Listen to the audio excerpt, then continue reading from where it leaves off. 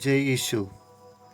यीशु मसीह के पवित्र और पावन नाम में मुझे सुनने वाला सभी प्यारे श्रोताओं को अभिवादन करते हैं। मत्ती रचित सुसमाचार 7 अध्याय 21वां पद। पिता की इच्छा। जो मुझसे हे प्रभु कहता है, उनमें से हर एक स्वर्ग के राज्य में प्रवेश नहीं करेगा, परंतु वही जो मेरे स्वर्गीय पिता की इच्छा पर चलता है। पहाड़ी उपदेश मसीह जीवन की बुनियादी उपदेश का महत्वपूर्ण हिस्सा है। एक मसीह भक्त के जीवन में क्या क्या होना है और क्या क्या नहीं होना है, वो बात को साफ तरीके से बताते हैं। हर एक अपने काम पर गर्व करने वाले हैं, लेकिन जिस कार्य में हम गर्व कर रहे हैं, क्या वो बात प्रभु को प्रसन्न करने वाली है? इस बात को हमें परखने की ज़रूरत है।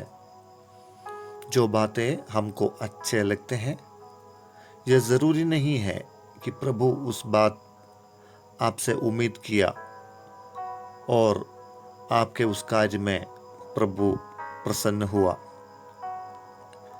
मत्ती सुसमाचार 7 अध्याय 21 पद में प्रभु यीशु मसीह 3 बातों को एक साथ मिलाकर बताते हैं।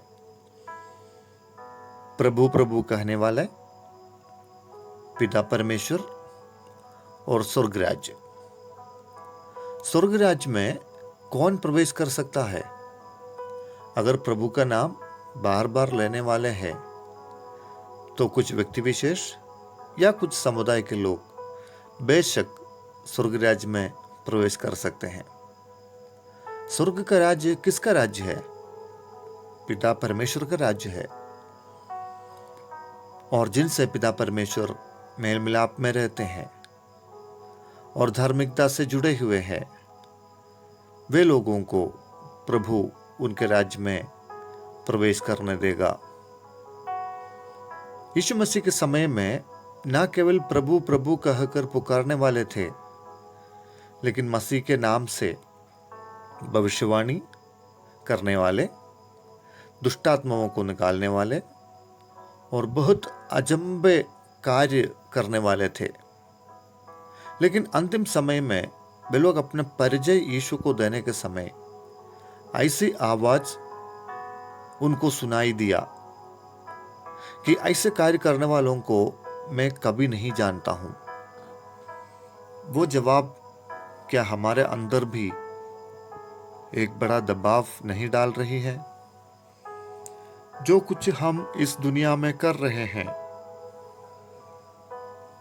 वो हम स्वयं कर रहे हैं या परमेश्वर के आदेशानुसार कर रहे हैं? कुछ ऐसा काम होगा जो हमें दूसरों के सामने, यानी कि दुनिया के सामने शरीफ बना रहे हो, लोग आपका सम्मान कर रहे हो, लेकिन उसके प्रति प्रभु यीशु की राय क्या है? पिता की इच्छा को जानकर कार्य करने वालों को प्रभु उस बुद्धिमान मनुष्य के समान बताते हैं जो चट्टान पर नींव डालकर अपना घर बनाते हैं।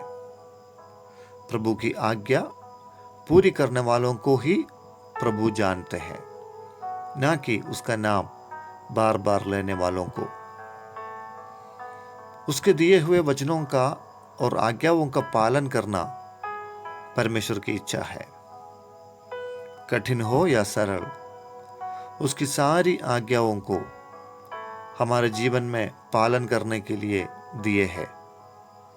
मन फिराना, बपतिस्मा लेना, पवित्र आत्मा का अभिषेक पाना, दान वरदानों से भरना, पवित्र जीवन जीना, प्रभु का सेवा करना, दूसरों की मदद करना, कलीसिया को प्रभु यीशु मसीह के आगमन के लिए तैयार करना, यह सब उसके दिए हुए आज्ञाओं में शामिल है।